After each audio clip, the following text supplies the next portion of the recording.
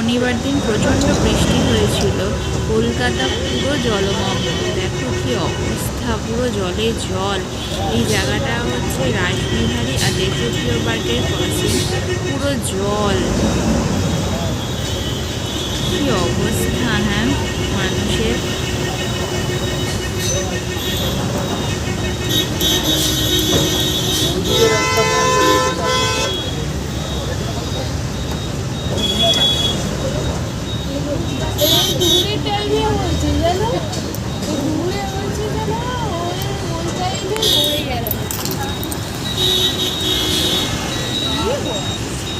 তোমাদের বাড়ির সামনে কার কার এরকম বৃষ্টিতে জল জমে যায় আমাকে একটু জানিও তো।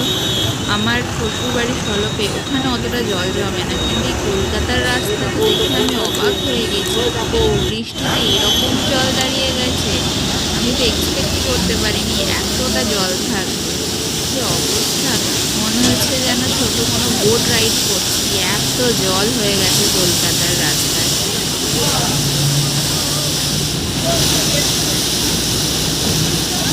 এই জায়গাটা হচ্ছে দেশপ্রিয় পার্কের সামনে। দেখো মনে হচ্ছে যেন কোনো বোর্ডে রাইড করে যাচ্ছি, তো জল হয়ে গেছে।